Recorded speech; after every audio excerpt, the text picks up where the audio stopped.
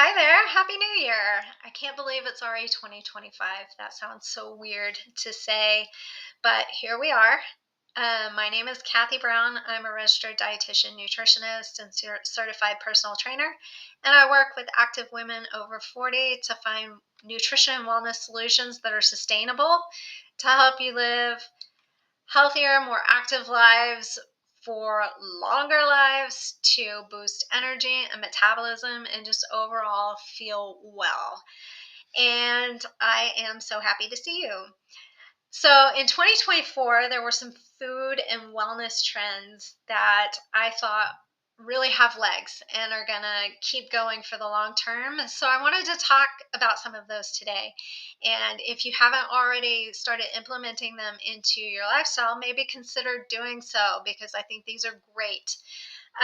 The first one is functional foods and beverages. And what I mean by that are foods and beverages that provide additional health benefits beyond just your basic nutrients, carbohydrates, protein, and fat. Some examples of those include mushroom coffee, which is really trendy right now. It's very good for you.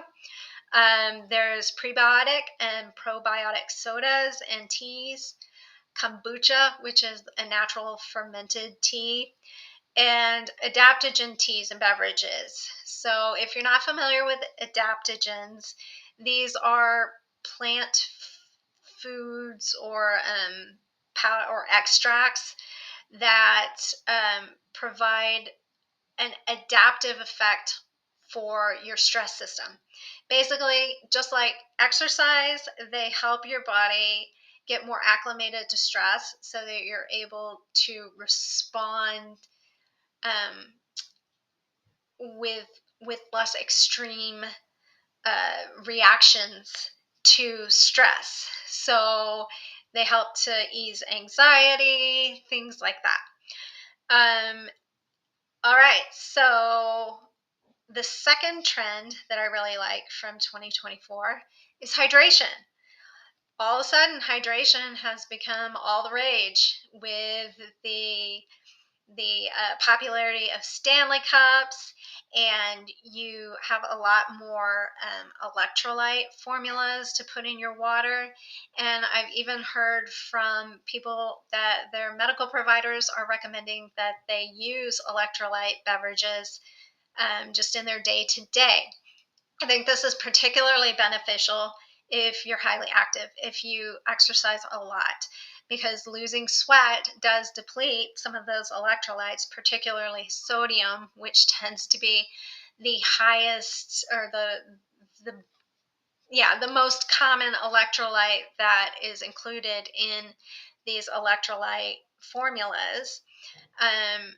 I don't recommend necessarily that you drink electrolyte drinks all day, every day, because you can overdo it.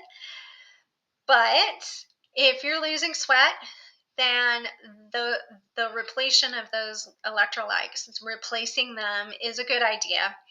And it helps your body to absorb that water so that you can hydrate more effectively. All right, and the Stanley Cups. I may not necessarily get the trend so much, but if that encourages you to drink your water throughout the day, then get 15 Stanley Cups. I think it's great. All right, the third trend that I really love, and I'm going to talk about this one for a little longer, is plant-based or plant-forward diets. So this can range in, how plant-based it is, from vegan, where you don't eat anything that comes from a living creature. So they wouldn't even eat honey, which comes from bees, obviously. So vegan is probably on the most strict end of the plant-based diets. Then you have vegetarian, where someone would not eat any meat, and some vegetarians also exclude um, eggs and dairy. It depends on the individual and their preferences.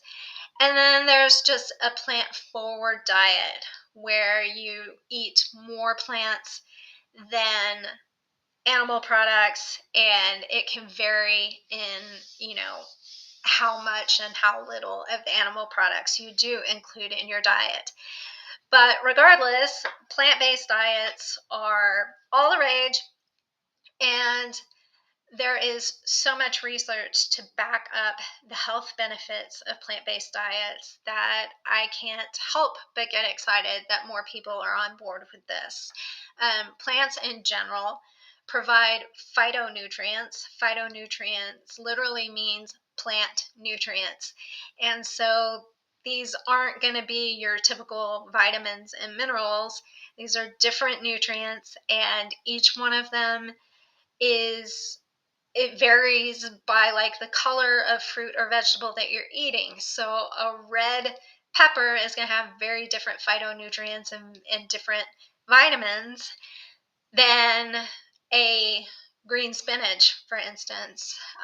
And so it's really important to get a variety of different colors of fruits and vegetables to make sure you're getting a variety of different phytonutrients and different vitamins. They also have antioxidants, which help keep your cells healthy and lower stress throughout the body, lower inflammation. Fiber, which we all know is great for digestion, but it also helps lower cholesterol and inflammation. And tons of vitamins and minerals in fruits and vegetables. So, like I said, different colors have different vitamins and minerals, different phytonutrients. So eat the rainbow, as they like to say in the dietetics world. Other health benefits to think about if you're considering going plant-based. There's documented benefits to cardiovascular and heart health. It helps with blood sugar regulation for various reasons. There's fiber, but there's also other things going on there like lower inflammation and stuff that help regulate blood sugar.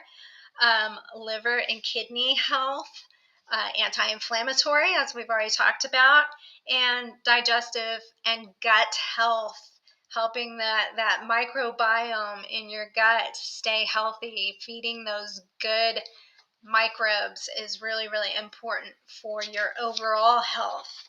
Now, there can be some challenges related to going plant-based, and some of those include protein. So, depending on how plant-based you are, if you're vegan or vegetarian, not eating eggs or dairy, or if you just simply don't eat very much animal protein at all, then it can be challenging to meet protein needs, especially if you are highly active. Say you're training for a marathon or even just training on a regular and consistent basis for life. If you are exercising regularly, you have higher protein needs. And just by nature of being over 40 and for some of us going through those hormonal changes, your protein needs do increase. And you want to maintain that muscle because that's really what's going to keep you active and able to get around as you get older. So, just in general, plant-based protein, you have to eat a little more volume than animal protein. So as a comparison, you have, for instance, a cup of beans is around 15 grams of protein versus 3 ounces of chicken is around 20 grams of protein. Now that cup of beans is actually going to be more food and more filling than that 3 ounces of chicken. And, it can be a challenge if you're not having any animal proteins throughout the day. So you have to plan, and we'll talk about that in a second. Another challenge is certain vitamins and minerals are more abundant in animal proteins than they are in plant foods. And some of those, and this is not an exhaustive list, but some of those include iron, zinc, your B vitamins, selenium, omega-3 fatty acids, and calcium and vitamin K, particularly if you exclude dairy or eggs from your diet. And so, if you are going mostly vegetarian or vegan, then it's important to pay attention to the foods you're consuming and make sure you get a variety of foods that contain significant amounts of these vitamins and minerals, because they're not necessarily absent from plant foods entirely. They're just not as abundant in plant foods as they are in animal foods. And so you just have to really plan accordingly or take a supplement. And if you are considering taking a supplement, I recommend you consult with your medical provider or dietitian first, because some of them you can have too much of a good thing. But yeah, so the key to making sure that you don't go too low on your protein or you're not deficient on some of these vitamins, minerals, and technically omega-3 isn't a vitamin or mineral, but nutrients in general, is planning. So you want to plan for the foods that you're going to eat throughout the day to make sure that you're going to get significant protein and get the vitamins and minerals that you need if you're not taking a supplement. And so you also want to spread out your intake throughout the day. Protein in particular and vegetables in general tend to be very filling. This is because protein takes longer to digest. It is very, very filling, but the fiber in fruits and vegetables is also very filling. So you want to spread it out throughout the day and just pay attention to the foods you're eating. Okay, you make sure that every meal that you're eating has a good, solid protein source, whether that's plant-based or animal-based, every single meal, every single snack.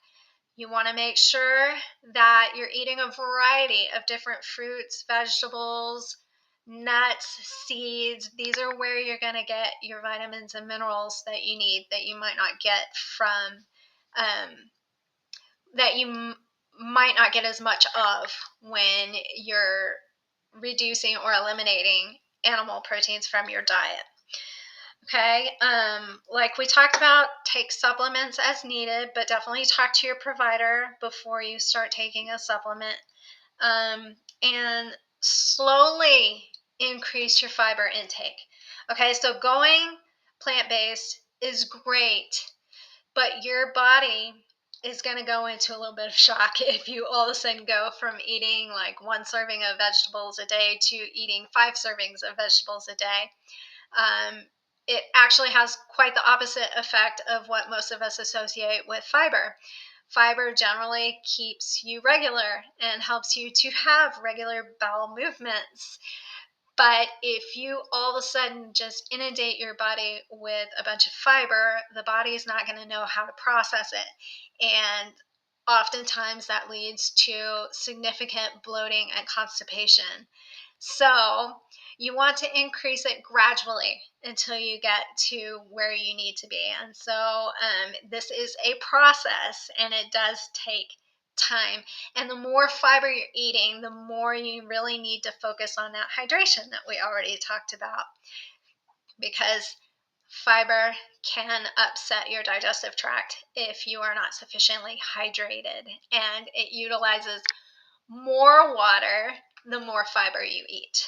So those are the trends that I love from 2024. Now, there were some trends that I didn't really love so much, and I'm not going to focus as much on them.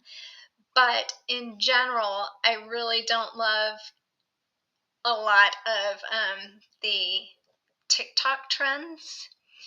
I'm not saying all of them are bad, but anytime you have a TikTok trend, you should have a healthy dose of, or not just TikTok trends, but anything that comes from an influencer that's not credentialed. Have a healthy dose of skepticism and ask questions of reputable sources to make sure that this is a good and healthy habit to implement into your lifestyle. So I think that's all I have for today. You can find me over at kathybrownnutrition.com if you want to check out my blog or learn more about me. I also have a Facebook group where you can connect with other women who are active and over 40.